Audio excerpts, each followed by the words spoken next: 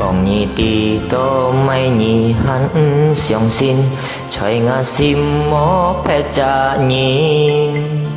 ngày hi mong liông xa heo lời liên chín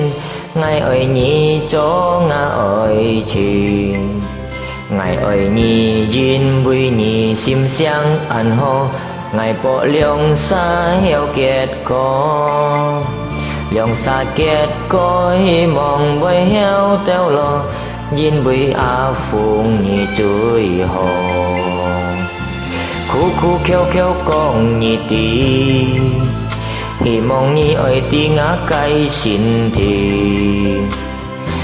mây duyên vui mò xin ca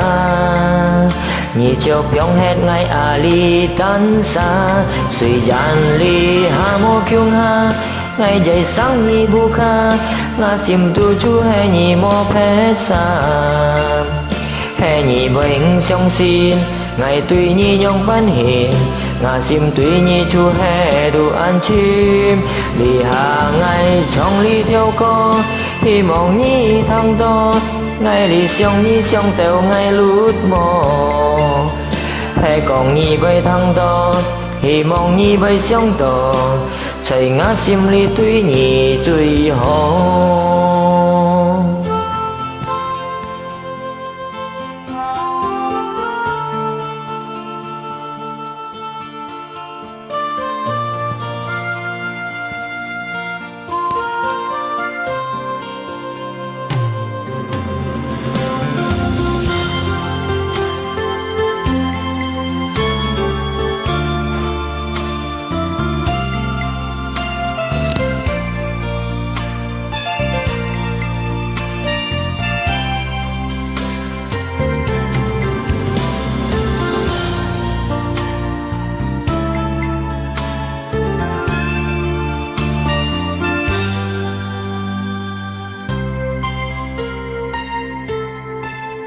còn nhị tì tô mây nhị hắn xiong xin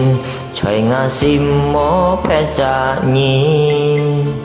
ngày hi mong liông xa heo lời liên chín ngày ơi nhị chỗ ngã ơi chín ngày ơi nhị duyên vui nhị sim xiang ăn hô ngày bộ liông xa heo kiệt có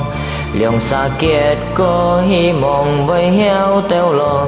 duyên vui lo phò nhị chuối hồ khu khu kêu kêu con nhị tì hi mong nhị ơi tì ngã cây xin thì mây duyên vui mô xin ca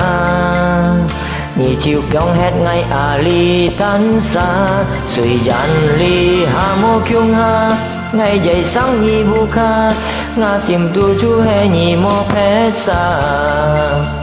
he nhị bệnh song xin ngày tuy nhi nhong ban hiền ngã sim tuy nhi chu he đủ ăn chim đi hà ngày trong ly theo co hi mong nhi thăng to ngày lì xiong tèo ngày lút mò he còn nhi bay thăng to hi mong nhi bay xiong to chạy ngã sim ly tuy nhi chui hồ he còn nhi bay thăng to hi mong nhi bay xiong to chạy ngã sim tuy nhi chui hồ.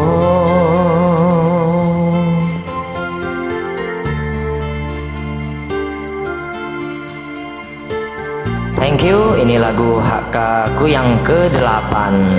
Semoga terhibur. 谢谢。